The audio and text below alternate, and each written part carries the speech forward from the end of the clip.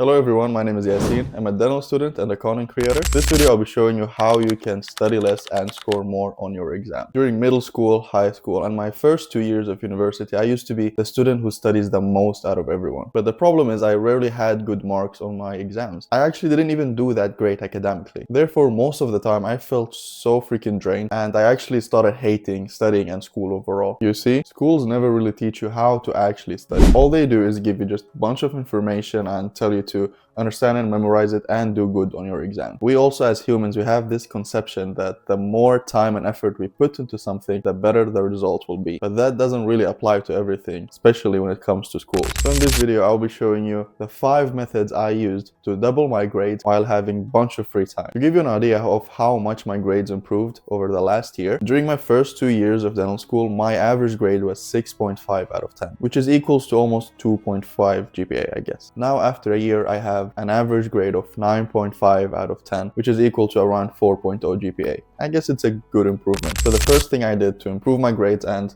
study less was to actively listen during lectures. After COVID and online school, most students got used to the habit where they don't really listen to their professors and teachers when they speak. And I was one of those students. Many of us were. We just go into the lectures, into the Zoom call, the Teams meeting, and we just sit there and listen while we half asleep. Now after COVID, many students still have that habit with them.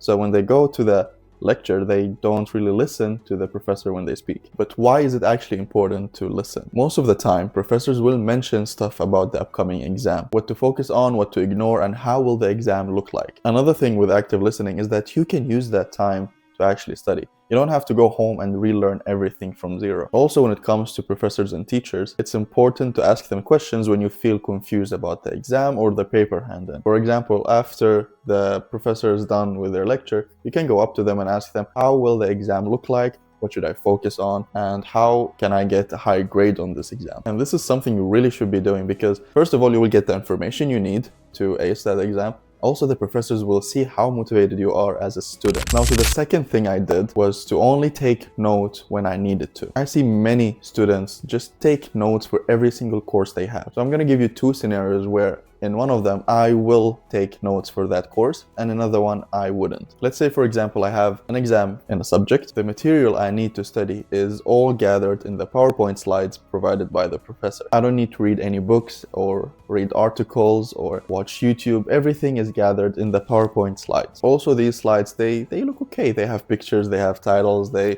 easy to understand. In this situation, I wouldn't waste my time and make a summary or notes for this subject. I can just study directly from the PowerPoint slides. In another scenario, I also will have an exam, but this time I need to study from the PowerPoint slides.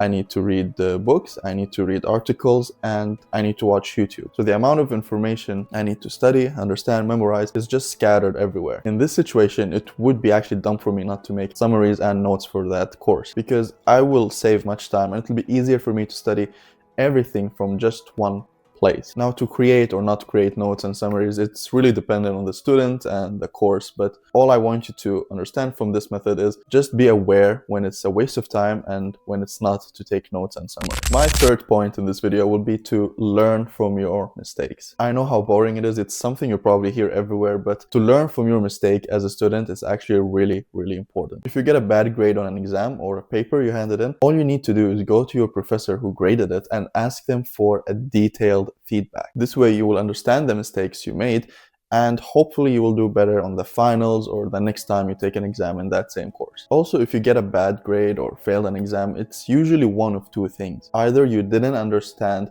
what was required from you during that exam, or you didn't understand the content itself. And both these problems are solvable very easily. Just go to your professor and ask for detailed feedback. My 4th point in this video would be to understand first and then start memorizing. I see many students around me jump directly into memorizing instead of trying to just read or understand the topic first. Jumping directly into memorizing would take so much time, depending on the student, of course, and the amount of information that needs to be memorized. Understanding the concept or the information you have first to the level where it does make sense to you will make memorizing it much faster, trust me. And if you have a hard time understanding something, just ask your professor to explain it another way, ask your friends, Google it, or even watch YouTube. Also, a simple way to test your understanding in something is by trying to explain it to someone else. This someone else could be someone in your family, your friends, or even a wall. Now, the fifth and last thing I did differently to study less and improve my grades was to use AI ethically, of course, to my own advantage as a student. And this is actually something I rarely see students do. AI nowadays came to a point where it can be so accurate and can handle a huge amount of information. And you as a student need to be using that to your own advantage. So I'm going to tell you quickly some ideas where you can use AI as a student. Summarizing PowerPoint slides, extracting specific texts from books so you don't have to read them, help you understand a concept, assist you with memorizing a concept, and create mock tests for you to practice.